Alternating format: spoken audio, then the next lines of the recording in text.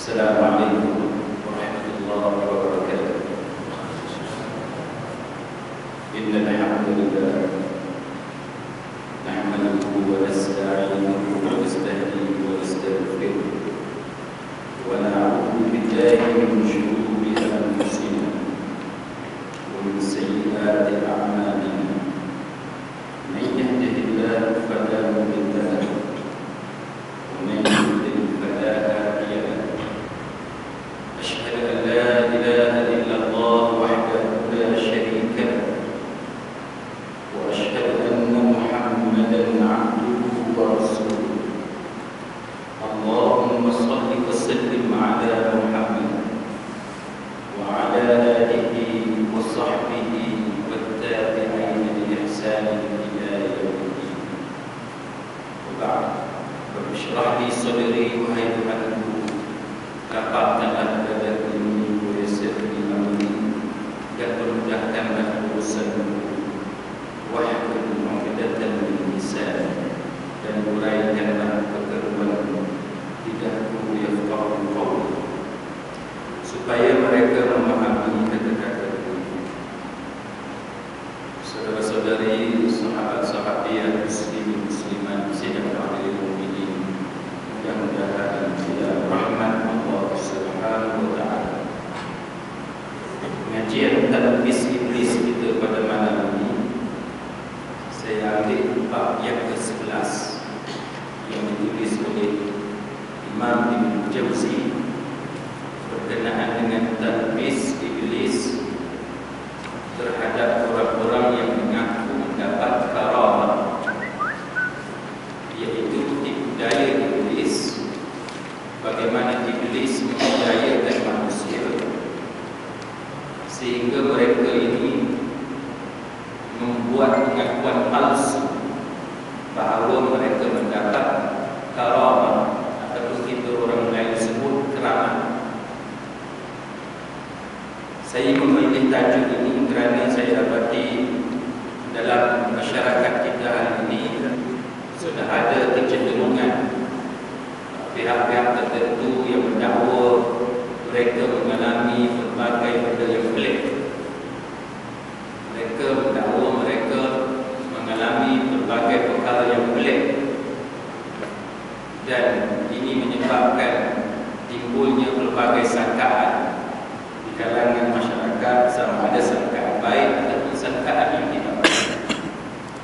Maka kita pilih tajuk ini walaupun mungkin dalam waktu sejam ini tak cukup untuk kita faham semua isu yang berkaitan, tapi sekurang-kurangnya dalam kedua-dua angle, kedua-dua sudut yang baik dan yang tidak baik itu dapat kita selongkar setakat mana yang boleh pada malam ini. Sidang hadirin mukminin, saya baca sedikit apa yang disebut pada mukadimah kepada bab yang ke-11 ini oleh Imam Ibn Jauzi. Dia kata bahawa iblis ini dia memperdayai manusia, dia menipu manusia kerana ilmunya yang cetek, ilmu dia yang sedikit. Disebabkan manusia dia kekurangan ilmu, itu yang memudahkan bagi iblis untuk memperdayakan golongan manusia yang macam ni. Selagi ilmu seseorang itu sedikit, dia kata, maka iblis semakin berleluasa memperdayainya. Dan jika ilmunya banyak, dia tidak dapat sewenang-wenangnya untuk menguasai manusia seperti ini. Dia kata, di antara manusia ada yang bercakap mendakwa bahawa mereka melihat cahaya ataupun sinaran pada malam Al-Qadar. Ini contoh, kan? Ada orang dia kata dia jumpa benda-benda pelik pada malam Al-Qadar. Bulan puasa, maka dia nampaklah benda-benda yang macam ni. Dia berkata, aku dapat melihatnya pada malam Al-Qadar. Dia rasa dia dah dapat malam Al-Qadar sebab masa bulan puasa tu dia nampak tanda-tanda, nampak cahayanya, nampak sinaran-sinaran tertentu Lepas tu dia kata bahawa pada masa yang lain pula orang ini kata pintu-pintu langit telah dibuka di hadapan dia. Kan? Dia nak tunjuk bahawa dia dah dapat malam Al-Qadar. Kebetulan sesuatu yang dia harapkan juga itu berlaku. Lalu dia menganggap itu sebagai keramat yang Allah Ta'ala bagi kepada dia. Baik, tapi Imam Ibn Jauzi dia komen apa? Bila ada orang yang mendakwa dengan dakwaan sebegini, jumpa benda-benda pelik pada malam bulan puasa, apa yang Imam Ibn Jauzi kata? Imam Ibn Jauzi kata, dia kata padahal, dia kata boleh jadi benda itu hanya sekadar kebetulan. Tengok, boleh jadi benda itu hanya sekadar kebetulan, ataupun merupakan ujian baginya, merupakan ujian daripada Allah Ta'ala bagi dia. Ataupun Imam Ibn Jauzi kata mungkin itu adalah pedayaan iblis kepada dia. Kan? Ini satu contoh yang Imam Ibn Jauzi bagi. Dan dia kata bahawa orang yang berakal tentu tidak akan terusik dengan masalah yang macam ni. Orang yang ada akal, dia tak akan tersinggung dengan benda-benda yang macam ni. Sekalipun mungkin benda itu benar-benar keramat bagi dia.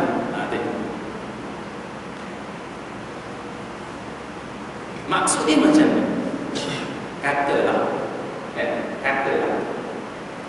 tuan-tuan rajin solat tahajud bulan malam, rajin iktikaf, datang masjid masa tak ada orang. Kita lah yang nak buka masjid tengah malam, pukul 3 pagi, 4 pagi, kita lah iktikaf dalam masjid ni, sembahyang dan sebagainya, kita qiyamullah dalam masjid. Kita duk berasa masa kita sembahyang seolah-olah ada orang duk jadi makmum belakang kita. Kan? Seolah-olah kita berasa ada banyak orang mengikut. Ada kemungkinan? Ada kemungkinan. Bukan orang, tapi jin contoh. Ada tak kemungkinan? Tuan-tuan anggur pun tak boleh nak gendeng, tak boleh kan? Tapi tuan-tuan pasti sangat setiap kali rokok nampak memang ada orang. Habis-habis sembahyang tak ada pun. Habis-habis sembahyang tak ada pun. Apakah mustahil jin ikut kita sembahyang? Mustahil? Tak mustahil. Kita dengan kesolehan kita, dengan sifat kita yang hebat itu, sehingga menyebabkan jin sanggup nak ikut kita. Contohlah pada pandai. Tuan-tuan rasa kalau orang tu, dia satu orang yang soleh, satu orang yang tawaduk, kan? Dia merasa bahawa yang ikut dia tu bukan orang tapi jin, contohnya. Kita buat andai. Agak-agak orang tu pagi-pagi disembang dengan orang. Aku tadi semayang, pagi tadi pukul 4 pagi, jin ikut aku. Ada tak panggil? Tak ada. Pasal orang yang ada sifat mahmudah, sifat yang terpuji dalam diri dia, tawaduk dia menganggap itu ada di antara benda yang Allah Ta'ala anugerahkan kepada dia. Kalau dia cinta ke orang, tak ada gunanya. Melainkan dia akan menyebabkan dia rasa takabur, dia rasa dia boleh hebat. Itu yang Imam Ibn Jauzi nak cerita kepada kita. Dia kata bahawa kalau benda yang keramat ini benar-benar berlaku sekalipun, dia takkan cerita dekat orang pun. Sebab bagi dia benda tu hanya untuk dia. Ini bukan tema kita, saudari muslimin muslimat sekalian. Sebab apa? Sebab kita nak cerita keadaan dalam masyarakat kita hari ini, yang mana manusia ni dia suka sangat jual benda-benda lagu ni, dan orang yang macam ni biasanya dia ada agenda tertentu. Sedang hadirin mukminin, kita tengok kepada beberapa benda yang disebut dalam Al-Quran berkenaan dengan keramat, untuk kita cerita dulu sebagai satu guideline macam mana kita nak faham cerita. Kita start dengan benda yang ada dalam Quran dulu, benda yang berlaku dekat sahabat Nabi dulu, bahawa benda ni memang ada. Tapi kemudian dia ada kaitan dengan perdayaan daripada iblis, sehingga menyebabkan orang ni dia percaya bahawa benda itu datang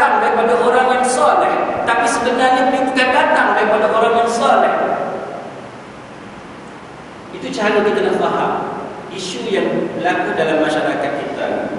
Kita mulakan saudara muslimin muslimat sekalian, dia ada banyak cerita dalam Al-Quran berkenaan dengan keajaiban yang Allah Ta'ala kurniakan kepada para hamba-Nya yang soleh. Cuma kita ambil satu dua cerita sahaja dalam kesempitan waktu yang ada. Yang pertamanya, saudara muslimin muslimat sekalian, kita tengok di dalam kisah sebagaimana yang disebut dalam surah Al-Imran.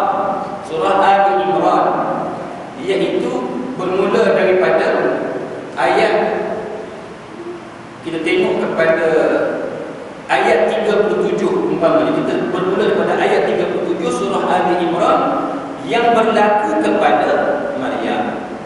Kita start dari situ. Yang berlaku kepada Maryam. Baik, apa yang disebut oleh Allah Ta'ala, muslimin muslimat sekalian? Allah Ta'ala menyebut fataqabbalaha rabbuha biqabulin hasanin wa anbataha nabatan hasanan wa kaffalaha Zakaria kullama dakhala 'alayha Zakaria al-mihraba wajada 'indaha rizqa qala ya Maryam anna laki hadha qalat huwa min 'indillah Inna Allah yarzuqu man yasha'u bighairi hisab. Allah Ta'ala dia cerita kepada kita satu benda yang kita panggil keramat. Karamah yang berlaku kepada seorang hamba Allah Ta'ala yang saleh, iaitu ibu kepada Nabi Isa. Apa dia? Maryam. Apa keramat yang berlaku kepada Maryam? Iaitu apabila Tuhan yang menerima doanya sebagai nazar. Ini sambungan cerita yang kita pernah cerita dulu lah berkenaan dengan nazar, dengan penerimaan yang baik dan mendidiknya dengan pendidikan yang baik. Dan Allah Ta'ala menjadikan Zakaria sebagai pemelihara, penjaga kepada Maryam. Sebagaimana yang kita cerita dulu, bahawa ini cerita ini dia berlaku di Baitul Muqaddas, di Baitul Maqdis. Setiap kali Zakaria masuk berjumpa dengan Maryam di mihrab, dia akan dapati adanya makanan di sisi Maryam. Patutnya Zakaria, Nabi Zakaria yang bawa makanan kepada Maryam. Tapi setiap kali Zakaria pergi jenguk, pergi ziarah Maryam, tengok-tengok makanan dah ada. Banyak disebut oleh para mufassirun, termasuk Imam Ibn Katsir, yang mengatakan bahawa jenis makanan yang ada itu pula pelik. Jenis makanan yang ada di sisi Maryam itu pula pelik. Dia bukan setakat ada makanan tanpa ada orang bawa, tapi yang lagi pelik, makanan yang ada itu pelik. Pelik yang macam mana? Iaitu apabila Zakaria pergi tengok Maryam pada musim sejuk, makanan yang terhidang kepada Maryam itu makanan musim panas. Contohnya buah-buahan musim panas. Patutnya pada masa winter, musim sejuk, buah-buah itu tak ada. Tiba-tiba ada. Musim sejuk, datangnya buah musim panas. Pergi ziarah musim panas, ada di sisi Maryam buah musim sejuk, makanan musim sejuk. Itu menampakkan keheranan Nabi Zakaria terhadap keajaiban yang berlaku kepada Maryam. Ini contoh. Macam kita lah. Musim, bukan musim durian, tapi boleh makan durian. Rasa macam mana? Okay. Kalau masa musim durian, itu kita tak kisah. Kita dah makan banyak dah. Dah makan banyak dah. Tapi bila bukan musim dia, boleh makan durian. Yang rasa gila tu kan. Itu yang kenal dekat saya, pergi balik Temeluk baru ni, jumpa musangki.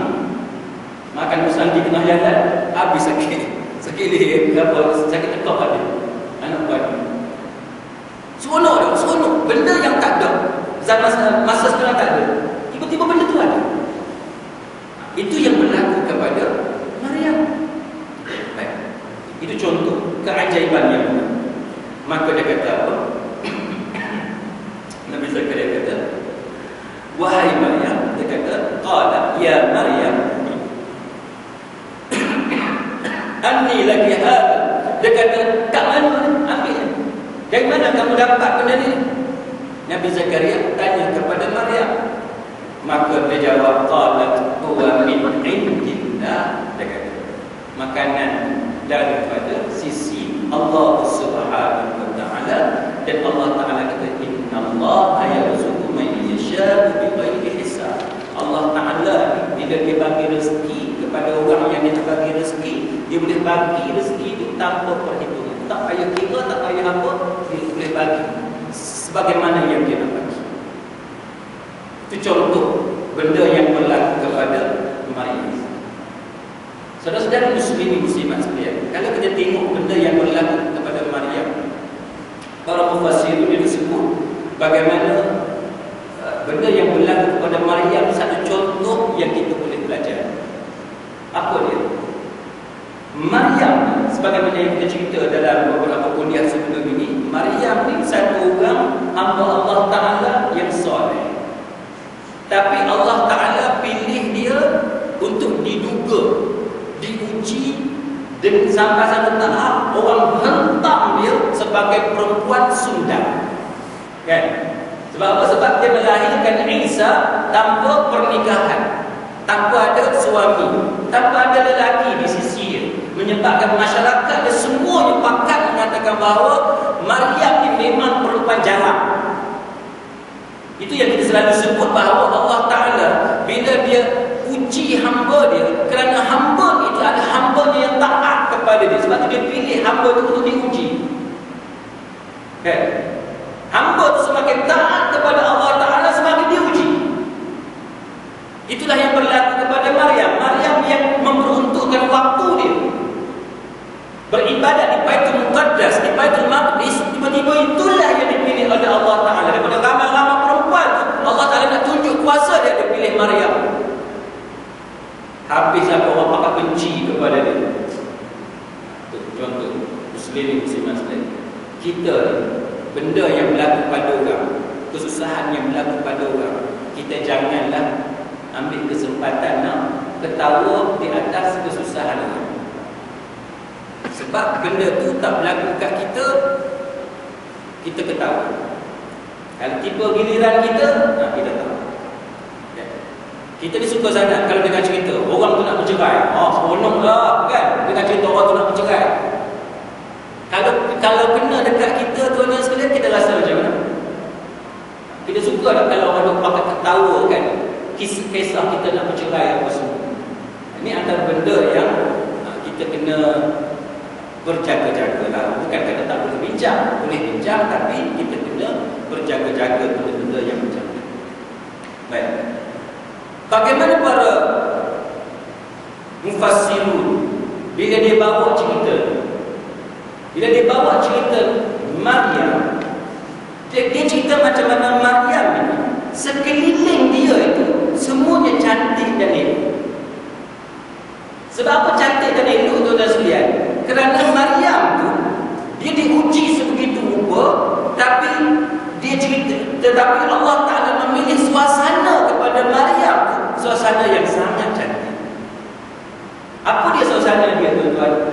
Maryam ini bukan sahaja dia duduk di Baitul Muqaddas, di Baitul Maqdis, bumi yang subur, yang diberkati oleh Allah Ta'ala, tapi pada masa yang sama yang menjaga dia ialah Nabi Zakaria. Sebab itu para mufassirun bila dia membawakan kisah Maryam ini, dia mengatakan bahawa untuk kita mempunyai hamba Allah Ta'ala yang soleh dalam proses kita menjadikan generasi kita sebagai generasi Rabbani, generasi Al-Quran, maka kita kena wujudkan bi'ah salihah sebagaimana yang ada kepada Maryam. Kita tak boleh, kita ada anak, kita nak suruh anak kita anak yang soleh, tapi kita bagi contoh, dan minta maaf, kita bagi contoh pembantu rumah yang semayang pun tak. Suruh pembantu rumah yang tak semayang tu jaga anak kita, ajar anak kita, dia tak sesuai. Kalau kita nak suruh anak kita tu elok, kita kena belanja duit lebih sikit, cari tempat yang sesuai untuk didik anak kita, sementara kita dah pergi kerja daripada pukul 8 pagi sampai 6 petang. Yang kata bi'ah salihah, kita tak boleh letak anak kita di tempat yang tak sesuai. Itu yang disebut apabila dibicarakan tentang masalah Maryam. Baik. Dia kata bahawa bagaimana wa ambataha nabatan hasanan, dia kata bagaimana dia dididik, dia membesar dalam suasana yang soleh, suasana yang baik. Itu cara dia. Maka daripada situlah menyebabkan dia punya akhlak dia, pribadi dia menjadi pribadi yang baik. Sebab dia membesar dalam suasana berkenaan dengan takwa dia, dengan pengetahuan dia, dengan agama dia. Sebab itu Allah Taala menyebut wa kafalaha Zakaria, dia berada di bawah kawalan dan pengawasan Nabi Zakaria sebagai penjaga. Baik. Kemudian disebut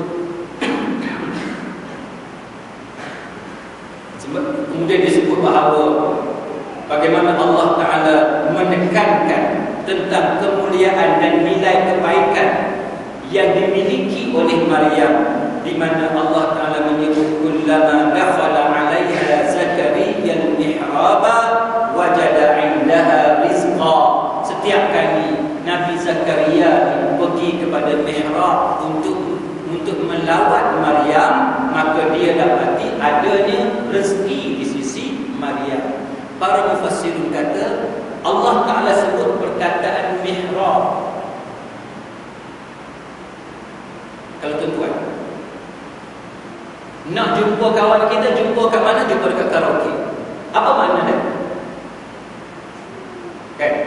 Apa makna dia? Nak cari kawan kita ni, cari dekat karaoke, ada ke? Kita boleh hantar dia ada kat mana?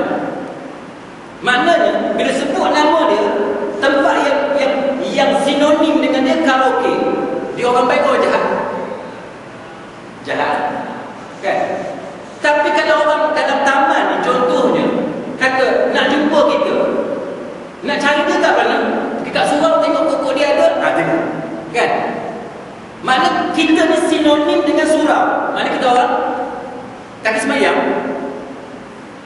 Mana kita di pantang ada masa lapar, ataupun kebanyakan daripada masa kita, ataupun lazimnya kita, kalau orang nak serempak dengan kita, serempak dekat surau, dekat masjid. Itu kita. Itu kita. Ataupun orang kata nak jumpa dengan Pak Mak, nak cari dia dekat mana? Dekat kebun, contohnya. Itu maksud dia. Maka para mufassirun dia kata Allah Ta'ala bila dia nak cerita pasal Maryam, dia sebut al-mihrab, bahawa Zakaria ni kullama dakhala 'alaiha Zakaria, dia kata al-mihrab, makna tempat yang sinonim bagi Maryam ialah al-mihrab. Betapa mulia kedudukan yang dimiliki oleh Maryam. Jadi kita ni tuan-tuan, kita nak tahu kita ni status kita dekat mana. Agak-agak kalau orang nak cari kita kat mana, kat situ. Orang kata tiap malam ni nak cari hikam kat mana? Kat contoh. Itu contoh. Kan? Kalau orang boleh sebut orang nak cari kita, dia ni kalau maghrib Malaysia, masjid. Dia ni kalau setiap hari pagi Sabtu kuliah pengajian, kalau setiap pagi Ahad kuliah duha. Maknanya sinonimnya kita dengan amalan yang baik.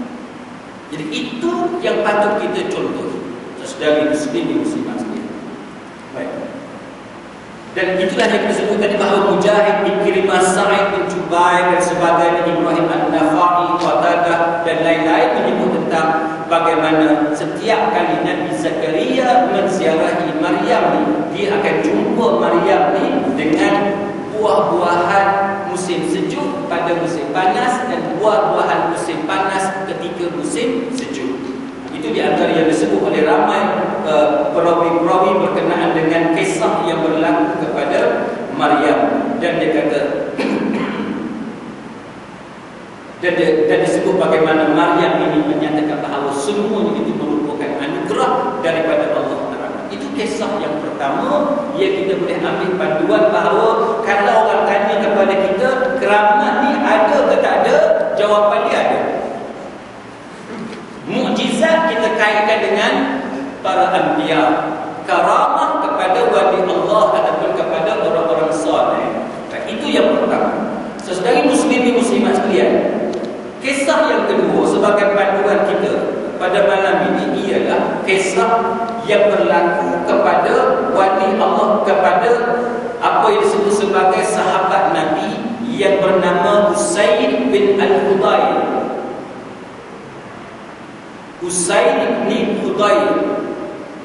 Siapa dia?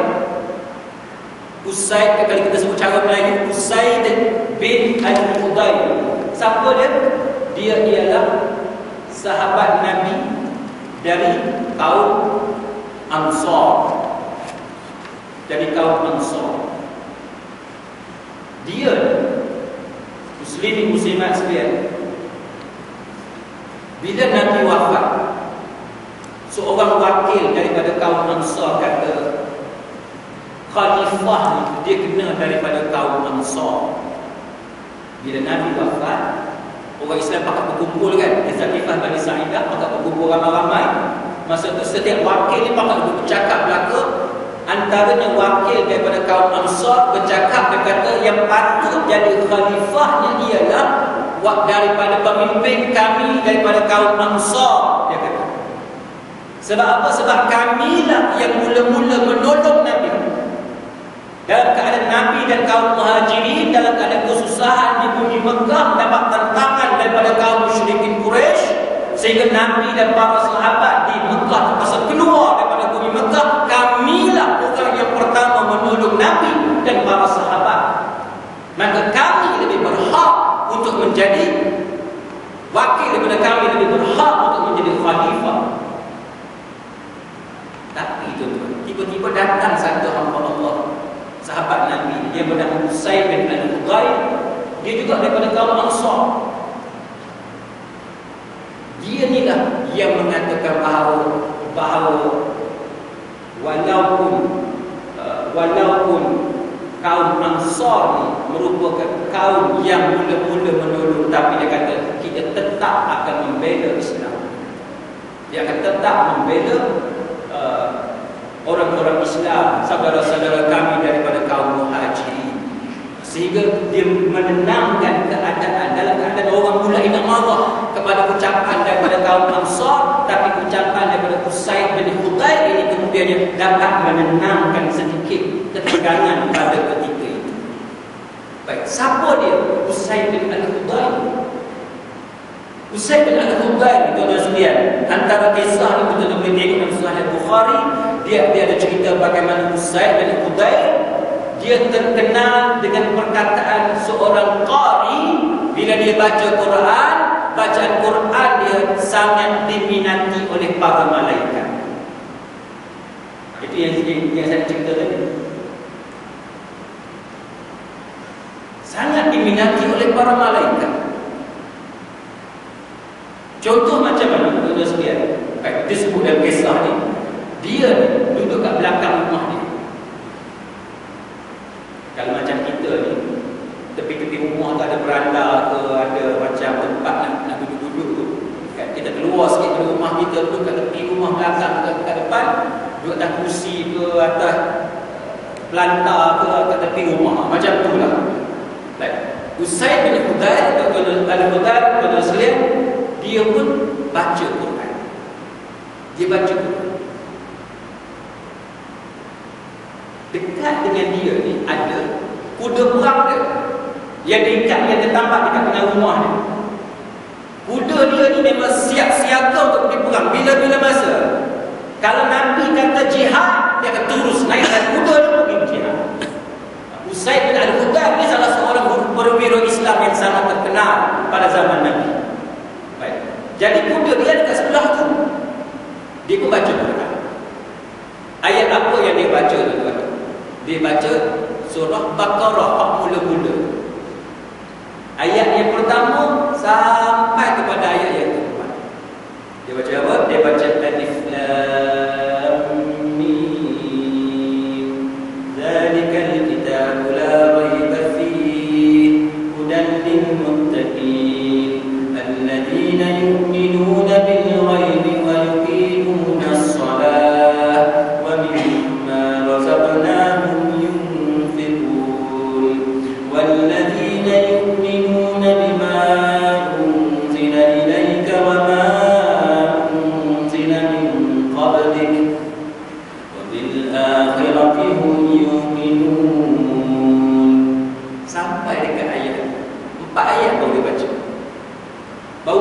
dia baca.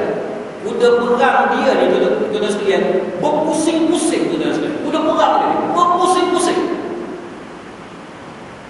Kuda perang dia duduk lari tapi sebab kena ikat, dia berpusing-pusing di tempat tiang ada ikat. Kuda perang dia. Dia kata kat kuda perang dia, duduk diam. Kalau bahasa kita lah, kan? Duduk diam. Kuda perang dia berhenti sekejap. Dia pun sambung ayat. Ayat yang kelima tu, dia sambung. Ulaika ala hudan min rabbihim wa ulaika humul muflihun. Dengar yang kuda dia makin kuat tu berpusing-pusing. Lepas tu dia kata kat kuda dia, kau diam. Dia kata, berhenti. Kawan kat kuda dia berhenti. Baik, cerita muslimin muslimat sekalian menyebabkan dia ni tunggu hari esok dia pergi cari Nabi. Sebelum tu, bila kuda dia berhenti, tuan-tuan sekalian, dia tengok ada sesuatu di langit. Binatang. Dia bila dia bertindak balas, biasanya dia ada benda yang berlaku dalam habitat dia. Kalau ikan dalam air tu kan, kalau kuda tu persekitaran dia takut ke, dia apa ke contoh. Maka apa yang berlaku ni, sebagaimana yang disebut dalam Sahih Bukhari, tuan-tuan sekalian, kuda dia tulis lari sampai kepada ayat yang keempat tu, dia berhenti sekejap. Bila ayat yang kelima makin kuat dia berlari ke tuan-tuan sekalian. Dia suruh berhenti. Pada masa itulah dia melihat sesuatu di langit. Satu bentuk di langit, tuan-tuan sekalian, yang bercahaya di kaki langit, ufuk langit itu dia nampak. Maka bila muslim sekalian, dia kata dia pun tengok benda tu pelik. Lalu dia tunggu hari esok, dia pergi berjumpa dengan Nabi sallallahu alaihi wasallam. Dia ceritakan kepada Nabi benda yang dia nampak tadi. Benda yang dia nampak tu dia cerita kepada Nabi kita Muhammad sallallahu alaihi wasallam. Lalu muslimin muslimat sekalian, bila dia ceritakan kepada Nabi, Nabi kata apa dekat dia?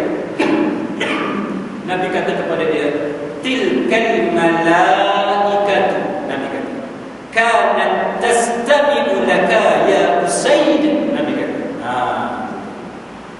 cahaya yang dia nampak bulat macam tu, tuan-tuan sekalian, di kaki langit tu, nampak macam tu, cahaya tu.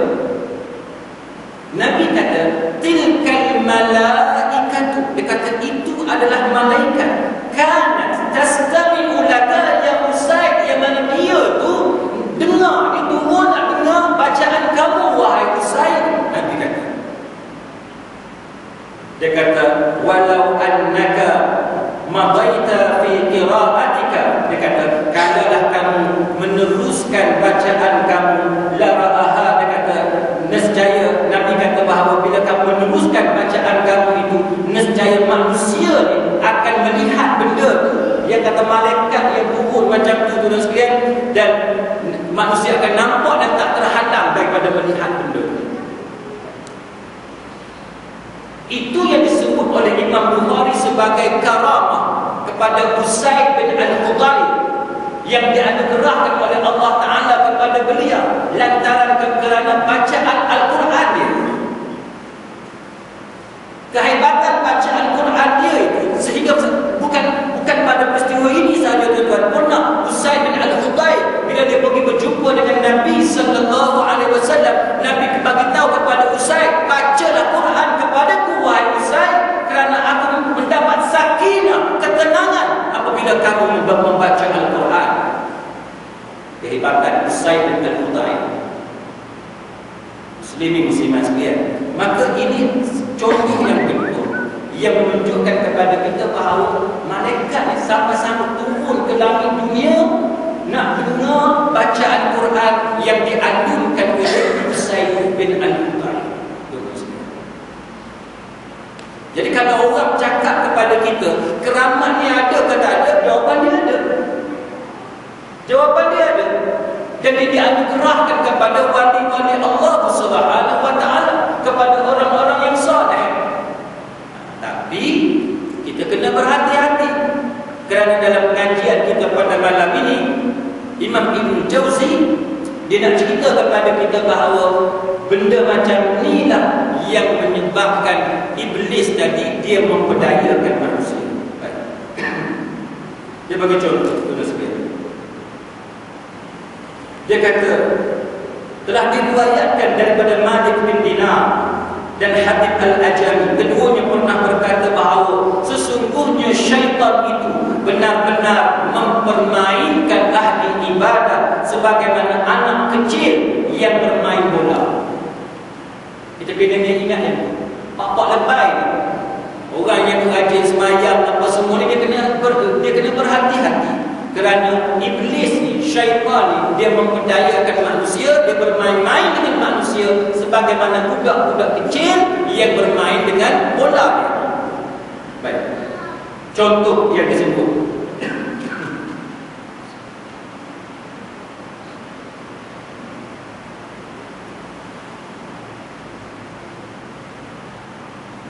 dia kata apa? Dia kata sebahagian daripada orang-orang zuhud yang lemah, ada yang seakan melihat sesuatu yang menyerupai karamah. Dia nak cerita ni, ada orang zuhud tapi lemah, dia percaya benda-benda yang seakan-akan karamah. Dalam masyarakat kita ada tak benda-benda macam ni? Ada orang yang berasa dia ni terlibat dengan tarikat, terlibat dengan kesufian, orang yang bersihkan diri dia dan sebagainya, seolah-olah dia ni bebas daripada godaan dunia, dia tak terikat kepada dunia, tapi dia ni seorang yang lemah. Baik, dalam cerita ni dia sebut benda yang macam ni, sehingga dia ni bila dia bercakap, seolah-olah dia bercakap tu serupa dengan Nabi sallallahu alaihi wasallam, seolah-olah macam tu. Lalu diriwayatkan daripada Abdul Rahman bin Hasan, dia berkata Al-Harith Al-Kadzab adalah penduduk di Damaskus, di Damsyik. Dia menjadi pembantu Abu Julas. Dia mempunyai seorang ayah Yahudi yang telah diperdayai oleh iblis dan menjadi ahli ibadah yang zuhud. Dia menampakkan diri sebagai ahli zuhud kerana jubahnya yang bertaburan emas. Lihat, jubah bertaburan emas. Jika dia mengucapkan kalimah tasbih, maka para pendengar tidak akan mendengar kata-kata yang lebih merdu daripada kata-katanya. Bila dia cakap, orang boleh tertawa dengan percakapan. Jubah dia tu jubah yang cantik. Masyarakat kita ni ada. Bila dia pakai pakaian tu nampak hebat, kan? Kita setakat saya ni tuan-tuan ni kalah.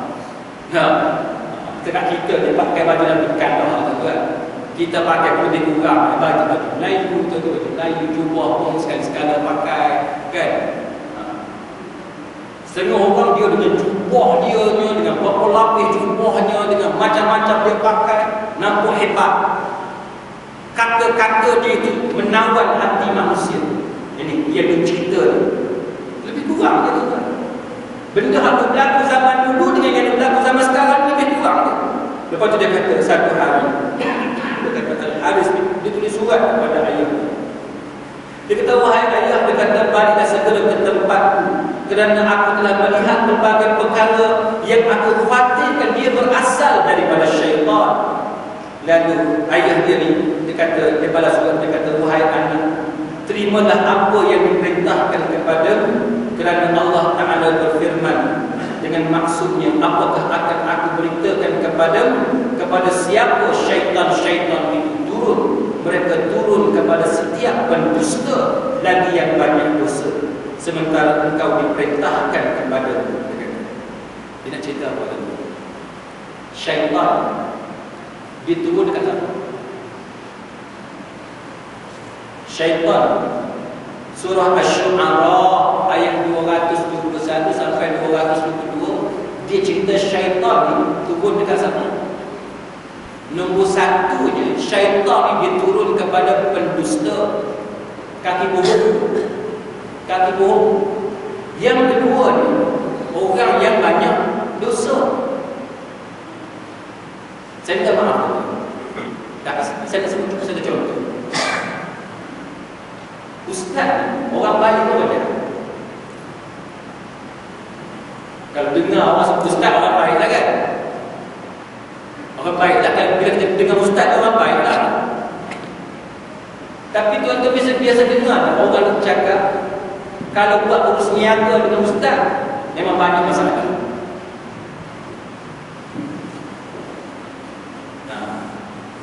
Tuan-tuan pernah dengar? Saya dah jumpa banyak kali dah. Kawan-kawan saya yang berurus niaga dengan orang yang nama ustaz, dia kata banyak masalah. Banyak masalah. Contohnya dia kata dalam bab pembayaran hutang. Ustaz tu order kat kita suruh buat aircon contohnya di sekolah dia. Kita buatlah aircon dekat sekolah dia, berapa yang dia suruh buat.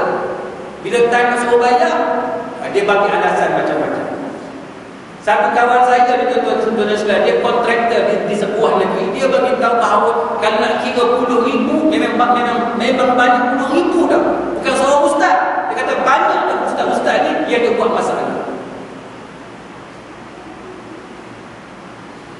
Nak tanya tu, gelaran dia ustaz, tapi sikap dia apa? Setiap kali kalau bercakap, bohong. Setiap kali janji tak ditepati. Kalau diberi amanah, dia khianat. Bila kita percaya tak ada dia khianat, itu apa dia? Imam Ibn Jauzi, dia nak cerita kepada kita bahawa orang kalau dia pendusta dan dia banyak buat dosa, itu yang syaitan nak turun tu. Sebab tu kalau tuan-tuan tengok, banyak yang ustaz-ustaz yang ada bohong ni, ustaz hak macam ni yang menipu orang ni. Saya dah berapa banyak kali tuan-tuan, kadang-kadang kita duduk makan dengan kawan-kawan kita minum lepas kuliah dan sebagainya, pukul 9 lebih. Duduk tengah makan apa semua, tiba-tiba budak kecil-kecil ni duduk datang minta sedekah dengan kita. Hati kita kesian sangat tuan-tuan tengok budak kecil main kita sedekah. Kita tanya dia, adik dari mana? Dia pun sebutlah sekolah Hafiz mana-mana, kelas Tani ke kelas ini ke, dia sebutlah. Saya nak tanya tuan-tuan, pukul 9 malam budak tu patut buat? Patut buat? Pukul 9 malam budak tu patut buat? Budak besar tu tuan-tuan, pukul 9 malam dia patut duduk di sekolah, hafal Quran dan dia kata mak Hafiz. Kerja dia patut hafal Quran pukul 9 malam, bukannya pergi keluar minta sedekah muraya daripada satu kedai ke satu kedai. Bila kita konfront dengan ustaz-ustaz dia, ustaz dia kata ni cara kita nak latih budak pandai berniaga apa semua. Saya malas nak sebut kepada tuan-tuan, tapi sebab ustaz-ustaz ni kawan-kawan saya juga. Tapi saya nak sebut ini adalah satu pengkhianatan, tuan-tuan. Saya dah jumpa banyak kali Mak Hafiz punya dah teruk, asrama punya dah teruk, derma banyak masuk yang ustaz pakai kereta mewah. Ustaz kalau duduk sama-sama ustaz duduk cakap pasal kereta mewah, dia cerita pasal collection berapa dia dapat. Habis yang budak kecil tu tuan-tuan sekalian duduk kat asrama, panasnya dengan nyamuknya, dengan almari buruknya, dengan katil buruk, dengan tilam buruk tuan-tuan sekalian, duit derma daripada orang ramai pergi ke mana? Itu yang kita petikai sekarang ni. Hati-hatilah dengan tipu daya iblis. Itu yang Imam Ibn Jauzi tuan-tuan, dia ulang-ulang sebut. Dan antara ciri yang dia sebut ni, dia nak cerita mukadimah dia ni tuan-tuan. Dia nak cerita bahawa benda nombor satu yang tuan-tuan kena ingat, dia syaitan ni, dia datang kepada orang yang buat dosa.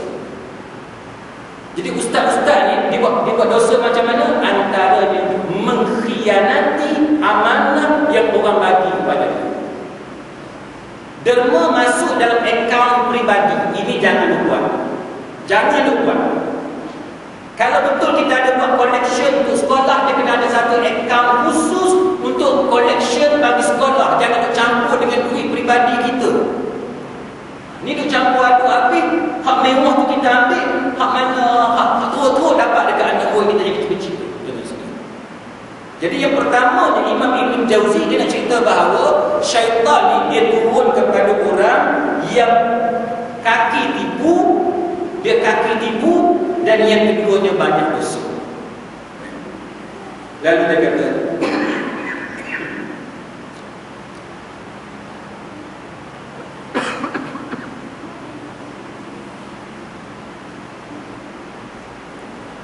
bahawa tuan sekalian, kemudian orang-orang ini kemudian diperlihatkan berbagai benda yang aneh-aneh, benda yang pelik-pelik kepada mereka. Kemudian dia kata ada juga dinding, sampai tahap dinding pun boleh bertasbih. Dinding ni boleh bertasbih. Dan dia kata macam-macam lah benda yang pelik-pelik. Kemudian dia kata boleh sampai tunjuk malaikat kepada manusia.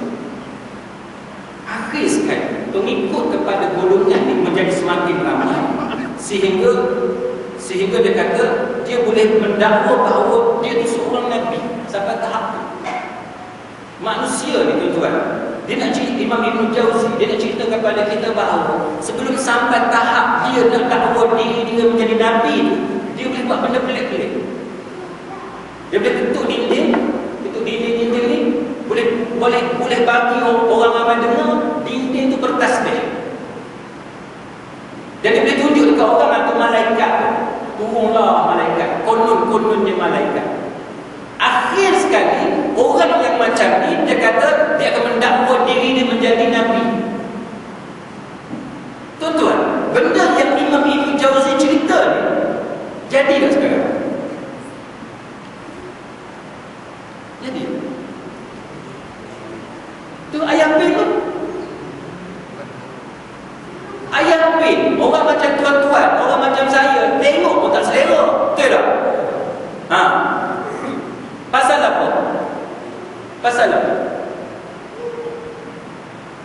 Jawab. Pasal apa? Pasal apa orang macam tuan-tuan, orang macam saya tengok ayam pin tak selera? Dan kita pelik, naik pelik macam mana ada orang boleh mengagungkan ayam pin sampai sebegitu rupa. Cuba tuan-tuan jawab sebab.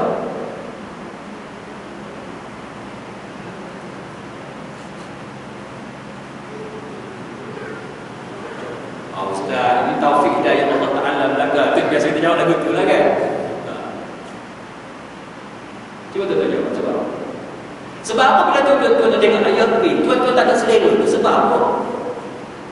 Sebab tuan-tuan tengok ayam pin tu tak betul, betul tak? Kita tengok ayam pin tak betul, macam mana kita nak ada selera dengan ayam pin?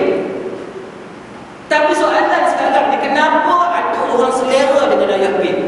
Kenapa ada orang selera dengan Tuhan Harun? Kenapa ada orang selera dengan ustaz-ustaz tarikat tertentu? Cium kaki dia pun tak apa. Kita dia tengok ustaz tu suruh cium kaki pun kita tak larang. Apa kita tahu sebab? Sebabnya tuan-tuan sekalian, kita terpelihara. Sebab apa kita terpelihara tuan-tuan sekalian? Cerita tadi Imam Ibn Jauzi kata tadi kan, bila ketuk dinding ni boleh tunjuk dekat orang dinding tu cakap bertasbih. Dia boleh dakwa tu malaikat turun dan sebagainya. Dia tunjuk. Tuan-tuan sekalian, itu yang saya cerita sebelum ni dalam kuliah kita yang lalu, bagaimana dia berlaku dekat Pematang Kerai tu kan, mak yang mati tu. Tuan-tuan tahu kan ni? Tahu tak? Tak tahu? Pokok Sena tahu? Pokok Sena dekat ke pasar malam dekat ada Pematang Kerai kan. Pematang Kerai kecil, Pematang Kerai besar kan. Tahu? Tak tahu? Tak tahu? Tak tahu. Tak apa, carilah lepas ni. Tahu kan? Pokok Sena tu, yang Pokok Sena dekat pondok tu kan. Dekat Irsyad tu simpang simpang 3 bilik. Pokok Sena belah dalam tu kena ada sekolah Kampung Bangkul ke? Sekolah Arah Rendah. Kawasan tu lah. Pergi sikit lagi tu ada Kranji, Pembangunan Kerancang tu, di situ dulu ada orang nama Ma'in dulu. Jadi bila saya tanya polis yang bersiasat kes tu, kes ajaran sesat ni, macam mana orang yang macam Ma'in, dia bukan ada apa-apa tapi tiba-tiba orang boleh ikut dia. Sampai daripada Kuala Lumpur tu boleh ikut dia. Polis tu jawab, yang tu jadi masalah ni kerana orang yang ikut dia sebelum ni dah berubah kata dah, tak sembuh-sembuh. Dah berubah kata tak sembuh-sembuh. Jumpa doktor tu tak sembuh, pergi hospital ni tak sembuh, jumpa Tok Bobo ni tak sembuh, semua tak sembuh. Pergi jumpa mak yang bermata kerat, sembuh. Itu yang jadi. Ini semua adalah ujian daripada Allah Ta'ala. Kita nak tengok iman kita ni setahu mana. Salah tak tuan-tuan kita pergi berubat? Salah? Tak salah, ubat sampai kita sembuh. Tapi yang tak bolehnya kita taksub kepada orang tu seolah-olah dia lah yang menyembuhkan kita. Yang tu yang salah, sehingga menyebabkan anak murid dia jadi taksub kepada dia. Itu yang akhirnya berakhir dengan cium kaki pun sanggup. Kita dah pegang dah akidah kita, yang menyembuhkan siapa dia? Allah. Bukan doktor, bukan Tok Bomo. Takkan Tok Bomo suruh cium kaki, dia pun kita nak cium. Kan? Akidah itu kena betul. Dan inilah yang disebut oleh Imam Ibn Jauzi, bahawa manusia dia ditunjukkan dengan beberapa perkara yang pelik, yang luar biasa, akhir sekali dia sesat. Akhir sekali dia sesat. Jadi kita ni kita kena hati-hati. Kita tengok Ma'in, kita tak selera sebab kita tak kena uji lagi. Kan? Kita tak kena uji lagi. Kalau kena uji, hati-hati. Kita kena hati. Baik. Kemudian dia kata musliman sekalian. Dia kata bahawa dia kata lama kelamaan, dia kata pengikut dia menjadi semakin ramai. Makin lama makin ramai. Sebab apa? Sebab manusia yang jahat, yang telah dipedaikan oleh iblis ni, dia boleh tunjuk apa yang dipanggil sebagai keramat. Jadi pengikut makin ramai. Manusia yang sakit ramai dah. Betul tak? Saya satu hari tuan-tuan, saya tak mahu sebutlah nama ustaz tu. Ustaz ni terkenal dan dia baik. Saya tidak ada sebarang masalah dengan dia. Cuma saya tak tahu dia tu siapa. Saya kata siapa ustaz ni? Saya tengok banner besar, tuan-tuan. Ada program dekat Masjid Taqwa. Masjid Taqwa Hutan Indah. Rupa-rupanya dia ni sebagai pengamal perubatan Islam. Saya dalam kepala saya cakap isteri saya, kata ramai orang. Sebab perdana indah pertama indah orang-orang cerdik belaka. Kan? Orang cerdik belaka, ramai orang. Rupa-rupanya tuan-tuan, saya dapat tahu orang penuh dalam masjid. Semuanya pakat nak berubat. Semua orang ada masalah benda-benda macam tu. Tengok. Kan? Mana masyarakat kita ni tuan-tuan, kalau kita cerita bab sakit yang macam tu, ramai orang bermasalah. Betul tak? Betul tak? Sama ada sakit dia tu betul atau tidak kita tak tahu, tapi ramai orang ada masalah macam tu, kan? Buktinya bila kita tengok ustaz yang macam tu datang, ramai orang. Maknanya ramai orang ada masalah. Sebab tu tuan-tuan sekalian, benda-benda yang macam, saya tak kata ustaz tu salah. Tuan-tuan jangan salah faham ni. Nanti tuan-tuan kata saya sesat ustaz tu. Bukan saya sesatkan dia. Cuma saya nak cerita manusia ni, dia ada banyak masalah hak dalaman. Baik.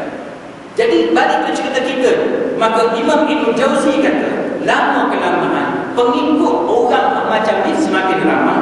Dia kata, sehingga akhirnya dia boleh dakwa diri dia menjadi Nabi.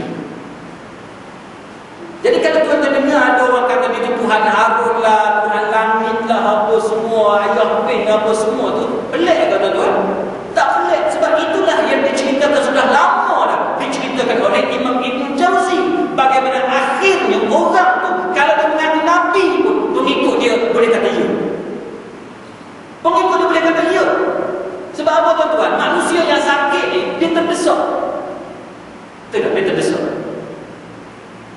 terdesak tak? Tak terdesak lagu ni. Nak masa tuan-tuan tu sakit. Sakit sangat-sangat. Kalau doktor, nurse buka baju tuan-tuan telanjang bulan, okey tak apa? Ha? Okey. Tuan-tuan tak kisah. Na'udzubillah, contoh accident kan, contoh accident. Bila dah accident tu bawah banyak apa semua ni masuk dalam buat kecemasan dia, dia orang pakai gunting habis baju ni, buka habis baju ni. Malu tak masa tu? Tak malu dah. Kata-kata jangan. Betul lah. Ada mana tu? Tak ada. Tuan-tuan dah. Apa kita kata? Apa nak kata? Helpless ke apa? Mana tuan-tuan tak ada apa-apa dah. Hanya harap orang dia tolong. Lah. Tuan-tuan nak tolong diri sendiri tak boleh dah. Hanya serah diri pada orang. Orang nak buat apa, orang nak buat oksigen, orang nak buat apa, kau ikut dia lah. Sebab kita dah tak mampu nak buat apa. Faham kan? Dalam suasana macam ni, itulah yang berlaku kepada manusia sekarang ni, yang ada penyakit dalaman. Dia terdesak, dia tak ada tempat yang dia nak tuju. Maka akhirnya, kalau tempat yang dia tuju tu manusia yang telah disesatkan oleh iblis, apa yang terjadi? Yang terjadi. Sebab tu Imam Ibn Jauzi dalam mukadimah yang kita baca mula-mula tadi, dia suruh kita hati-hati dengan pendusta. Satu. Yang keduanya, dia suruh kita hati-hati dengan orang yang banyak melakukan dosa. Jadi bila kita nak ikut orang, kita kena tengok orang tu, dia dosa banyak tak dia buat? Dia kalau dia bercakap dia bohong, kita kena tengok dari segi itu. Itu yang pesanan oleh Imam Ibn Jauzi. Muslimin muslimat sekalian, contoh, sekarang ni banyak orang mendakwa dia bermimpi jumpa dengan Nabi. Tuan-tuan, boleh percaya ke tak percaya? Boleh percaya ke tak percaya? Mari ustaz ni cerita mimpi jumpa Nabi, Nabi kata begini, kata dia pesan macam ni, kata dia datang seorang lagi pula bagi tahu dia jumpa dengan Nabi, Nabi pesan macam ni dekat dia apa semua. Boleh percaya ke tak percaya?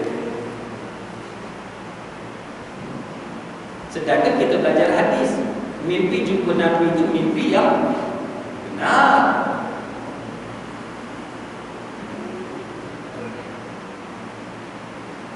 Ru'yah sadiqah. Ru'yah sadiqah. Ru'yah sadiqah, mimpi yang benar. Macam mana?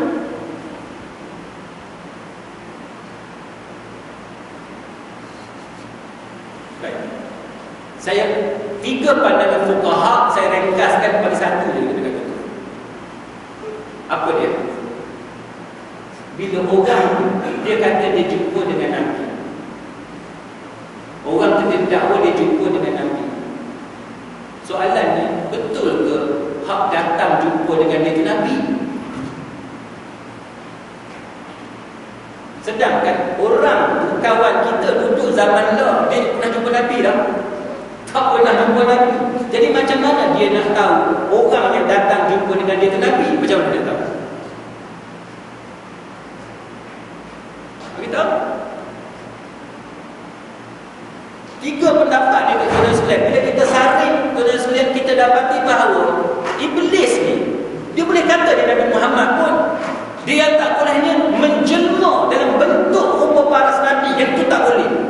Tapi kalau dia nak tipu orang, dia kata dia tu Nabi Muhammad, dia boleh buat. Ada orang dia bagi tahu kepada satu majlis fatwa, dia berjumpa dengan Nabi dalam mimpi dia. Orang tu mendakwa dia sebagai Nabi, tapi dia kata orang yang dia tengok dalam mimpi dia tu tadi gemuk, dia kata. Maka majlis fatwa kata, masalah sekarang bila kita tengok hadis-hadis yang menceritakan sifat jasad Nabi itu, Nabi tidak gemuk, maka itu menunjukkan bahawa mimpi tadi mimpi yang dusta. Sebab itu tuan-tuan sekalian, benda yang kita boleh buat kesimpulan kalau orang tu mengaku dia berjumpa dengan Nabi, bukanlah kewajipan untuk kita percaya bahawa mimpi dia tadi benar. Kalau dia kata dia mimpi jumpa dengan Nabi, itu dia. Mungkin betul, mungkin salah. Kita tak payah, kita tak perlulah nak ketawakan dia, tak perlulah kita nak memperlekehkan dia, kita cuma dengar. Kalau dia kata dia mimpi jumpa Nabi, fadhal. Tapi bagi kita, nak percaya boleh, tak percaya pun tak. Dia macam tu. Tapi apa yang pasti, kalau dia cerita dalam mimpi dia tadi sifat Nabi yang bertentangan dengan hadis Nabi, confirm benda-benda yang itu. Benda itu kita tak boleh pakai. Muslimin muslimat sekalian, kemudian dia kata banyak benda yang disebut bahawa tentang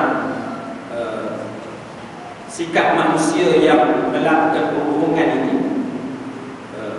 Cuma saya nak sikit kepada tuan-tuan sekalian untuk dikongsi pada malam ini. Antaranya,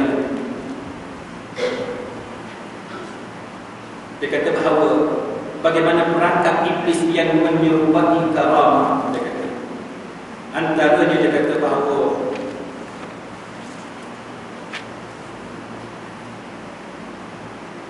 satu orang disebut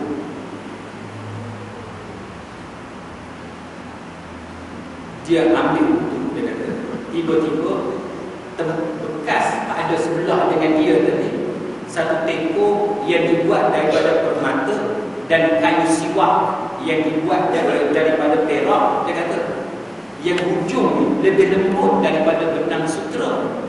Maka aku bersiwak dengan siwak yang dibuat daripada perak itu dan berwudu dengan air yang ada dalam teko yang dibuat daripada permata itu. Selesai wudu, aku tinggalkan kedua barang itu di tempat tersebut. Dia kata. Dalam kisah, dia kata, orang ni orang yang tidak siqah. Kalaupun kisahnya benar, dia kata, orang itu sebenarnya ilmu dia cetek. Sebab dia kata, kalau benda itu dibuat daripada perak, bekas itu dia kata, benda itu haram untuk digunakan. Tapi kerana ilmunya yang cetek, dia guna juga bekas yang dibuat daripada perak, alat yang dibuat daripada perak. Jika dia menganggap bahawa hal itu merupakan karamah, sesungguhnya Allah Ta'ala dia tak akan berikan karamah itu dengan benda yang bertentangan dengan syariat dia. Dia tak boleh guna bekas yang dibuat daripada emas dengan perak, boleh? Tak boleh. Mangkuk ke, teko ke, sudu ke, apa dibuat daripada emas dan perak, tak boleh.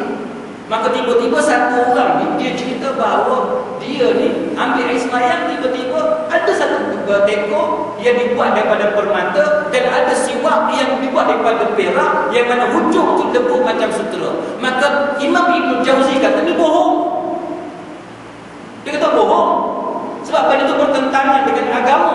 Dia kata kalau betul sekalipun, dia kata kalau betul sekalipun benda itu berlaku, itu bukan karamah. Kerana karamah benda itu tak akan bertentangan dengan syariat Allah Ta'ala.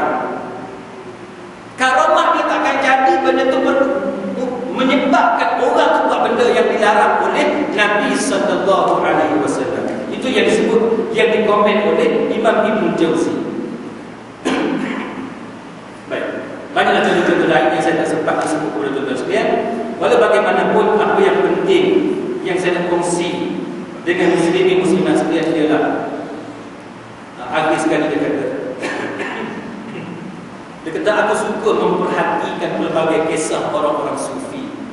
Orang sufi ni dia banyaklah benda pelik-pelik. Dia kata satu hari ni dia kata aku naik ke atas bukit, tiba-tiba aku dengar satu suara yang membaca ayat wa yatawallas salihin. Dia kata dan dia melindungi orang-orang yang soleh. Aku menoleh ke kanan tapi tak nampak apa-apa. Maka aku pun terjunkan diri di atas bukit yang ternyata aku ni melayang-layang di udara. Siapa yang kata ni? Imam Ibn Jauzi kata dia cerita ni daripada Abdul Aziz Al-Baghdadi, satu orang tokoh zaman ni. Dia kata siapa-siapa pun yang berakal, dia kata tentulah tidak ragu bahawa ini adalah cerita bohong dan mustahil. Dia kata cerita ni bohong dan mustahil. Kalau benar, dia kata, maka menerjunkan diri dari atas bukit adalah tindakan yang dilarang dalam agama. Anggapannya bahawa Allah Ta'ala melindungi orang yang melakukan sesuatu yang dilarang adalah batil. Dia kata, wala tulqu bi aydikum ila tahlukah. Kita faham? Cerita dia kata Abdul Aziz Al-Baghdadi, satu orang tokoh pada zaman dia. Dia kata dia dengar macam-macam cerita orang sufi. Orang sufi ni dia dah pelik-pelik tuan-tuan. Sebagaimana yang saya cerita tadi lah. Kalau tuan-tuan duduk belajar di kalangan orang sufi, dia akan ceritalah dia semayang tahajud tengah malam, nanti malaikat ikut dia berjemaah semayang dengan dia. Nanti dia cerita dia semayang, dia wirid seorang-seorang tengah malam, tiba-tiba dia dengar ada suara-suara yang berwirid bersama-sama dengan dia. Ini semua cerita-cerita yang tuan-tuan akan dengar bila tuan-tuan bersama-sama dengan golongan yang mendakwa bahawa mereka daripada golongan kesufian. Baik, orang-orang macam itu tuan-tuan, termasuklah sebagaimana yang diriwayatkan oleh Abdul Aziz Al-Baghdadi ini.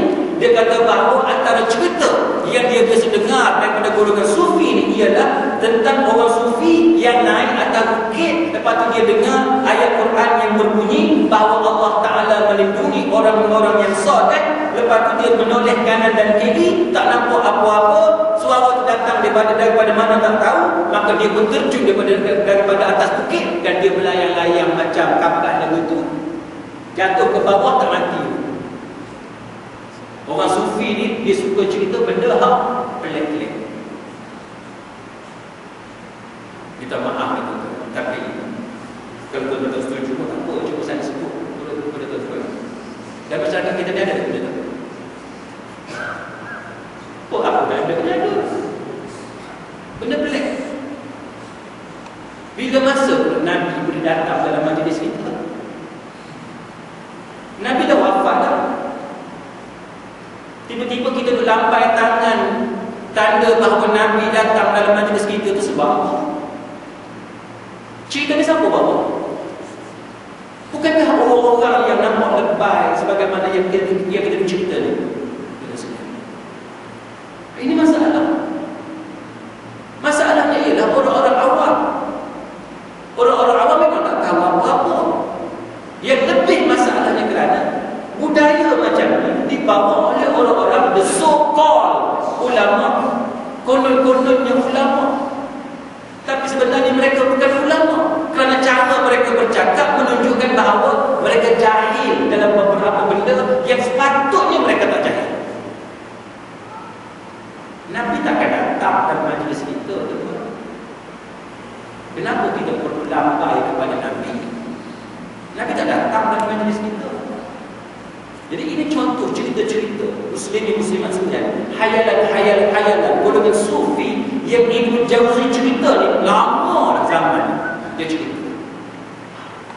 Dia duduk perasan seorang-seorang, suara tu cakap dengan dia, akhir sekali dia kata sebab dia yakin Allah Ta'ala melindungi orang-orang yang soleh daripada atas bukit tempat dia bertapa tu, dia terjun, dia tak jatuh laju ke bumi, sebaliknya dia terbang macam salji, duduk terawang-awang jatuh ke seluruh alam.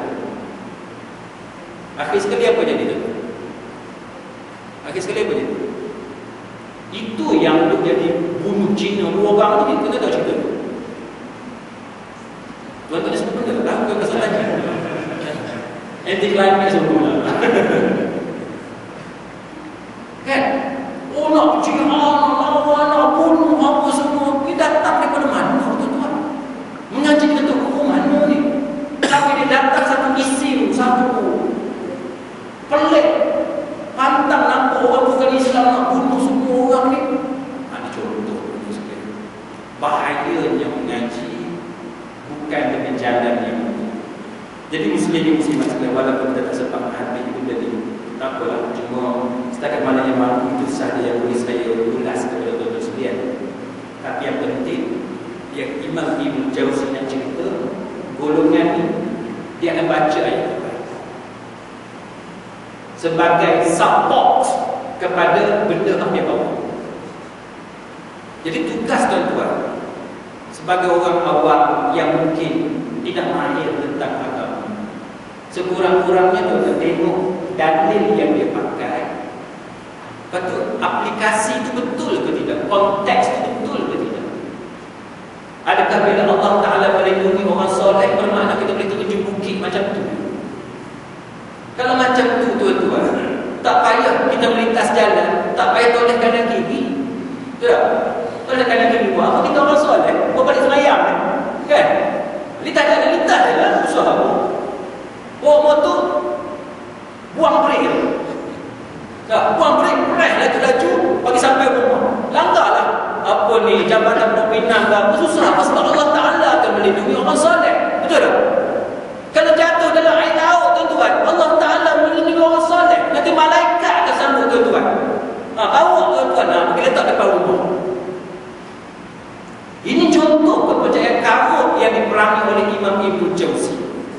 Sebab tu muslimat sekalian, saya bukan niat nak gaduh dengan mana-mana pihak, dan saya pun tak mau sebut secara direct kepada kumpulan mana-mana. Cuma saya nak minta tuan-tuan berfikir dengan benda yang berlaku dalam masyarakat kita hari ini. Sama ada tuan-tuan sedar atau tidak, kita sebenarnya dihanyutkan kepada ke arah kesufian yang mana Imam Ibn Jauzi duk cerita lama dalam kitab dia. Moga-moga kita semua dilindungi oleh Allah Ta'ala daripada permainan iblis yang telah disebut banyak kali oleh Imam Ibn Jauzi ini, dan semoga apa yang kita sebut pada malam ini kita jadikan sebagai perbuatan yang dengan salah itu saya ampun kepada Allah Ta'ala. Ada satu soalan? Kalau karomah ni selalu dihubungkan dengan wali ya. Kalau karomah mesti orang kongkit dengan wali. Apa istilah wali dalam sunnah dia? Baik, tuan-tuan. Karamah pasal apa dikaitkan dengan wali? Itu ada dalil daripada Quran. Sebab itu kalau tuan-tuan ada masa, atau mungkin nanti kalau saya ada masa saya bawa kitab tulisan Imam Ibn Taymiyah. Kitab tulisan Imam Ibn Taymiyah berkenaan dengan perbezaan antara wali Allah dan wali syaitan. Apa maksud wali Allah, apa maksud wali syaitan, dan cerita pasal karamah, istidraj, apa semua ni ada disebut oleh Imam Ibn Taymiyah. Nanti kita boleh bawa, kita kembarkan dengan kitab ni. Sebab apa tuan-tuan? Bila sebut wali Allah ni, siapa dia sebenarnya? Siapa? Siapa dia wali?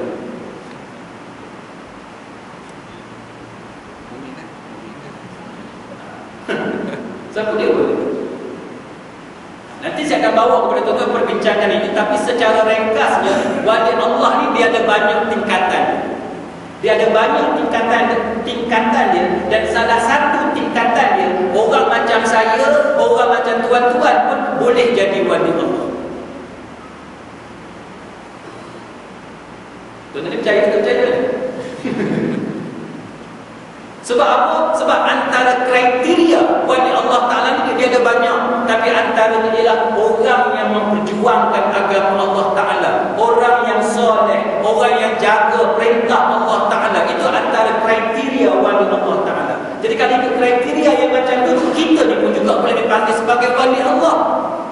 Tapi wali Allah tingkatan yang macam mana, itu kita akan bincang kalau kita ada masa, dengan tajuk yang sesuai dengan kitab kita malam ni. Kita bawa tulisan Imam Ibn Taymiyah. Sebab apa tuan-tuan? Sebab karamah tu memang berlaku sebagaimana dua contoh yang kita sebut tadi, dan dia dikaitkan dengan wali Allah. Sebab apa? Sebab wali Allah ni orang yang menegakkan hukum Allah Subhanahu Wa Ta'ala. Wali ni apa dia? Wali ni apa? Bahasa Melayu mudah lah. Apa dia wali? Wakil boleh.